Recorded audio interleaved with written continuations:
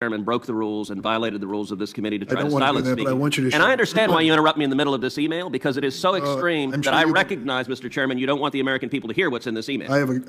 I'm not afraid of what you're going to say. I'm just wondering if it's going to come to an end soon. It's going to come to an end soon. It would have been sooner without the interruption, but it will come to an end. Ted Cruz was in the middle of reading a controversial email when the chairman suddenly interrupted him and demanded that he wrap up, but Cruz wasn't backing down. He accused the chairman of trying to silence him and then kept reading. Here's the tense exchange that followed. A conference on the left, and I have in front of me an article from FoxNews.com dated April 9th, 2021, the title of which is New Findings Show Biden DOJ Nominee Organized Conference Championing Cop Killers. And Mr. Chairman, I'd ask unanimous consent to enter this article on the record as well. Without objection. This article goes through transcripts from the hearing, from the conference, rather, that she organized. The conference was entitled, quote, Racing Justice, and it featured speakers defending, celebrating, and lionizing one after the other cop killers, people who had murdered police officers, describing them as political prisoners. Convicted cop killer Mumia Abu Jabal, convicted cop killer Mutula Shakur, convicted cop killer Sundiata Akoli, and Tom Manning. Not only that, they also referred to as a political prisoner Susan Rosenberg, who was convicted of transporting multiple illegal firearms and over 740 pounds of explosives. Ms. Rosenberg was also a member of the American Communist Terrorist Group, the May 19th communist organization that bombed the United States Capitol on November 7th, 1983. We've heard lots of Democratic members of this body speaking in high dudgeon about the terrorist attack that all of us experienced on January 6th of this year.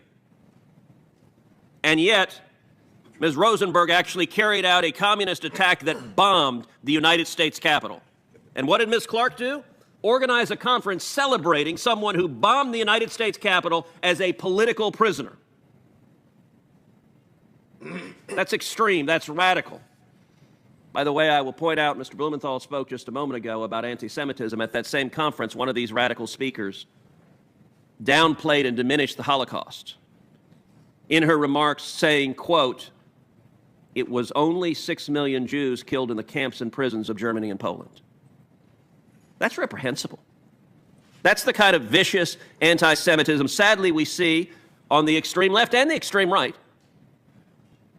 But Ms. Clark organized that conference. That was one of the speakers at her conference. And if you say, well, maybe those are not her views. I have in front of me an email she sent on June 25th, 1999. It says, I'm going to read in relevant part, whoever thinks chattel slavery is gone is not with us in the real world. Some aspects of it have changed, like cars, modernized for the times. The old chains are now less visible, fitted by the media and schools and laws. The plantations are called plants or factories, or whatever they call the myriad squalid money-making machines in which the rulers exploit black people and the whole working class.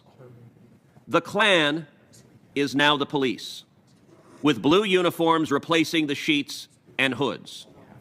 The corrupt, racist judges are petty Klan administrators. The Kliegels of the bourgeois state, Klavan. Senator, before you arrived this morning, we asked members to try to confine their remarks to 10 minutes, and virtually all of I'm nearing the end of my remarks, and I recognize the last time we had a hearing, the chairman broke the rules and violated the rules of this committee to try to silence me.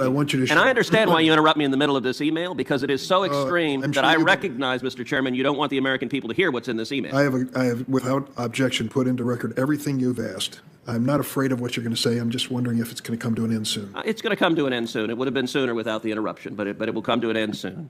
And now that we're at it, I would ask unanimous consent to enter this email into the record. Without objection. So what I was reading when the chairman interrupted me, the corrupt, racist judges are petty Klan administrators. The Kliegels of the bourgeois state's Klavan, their courts.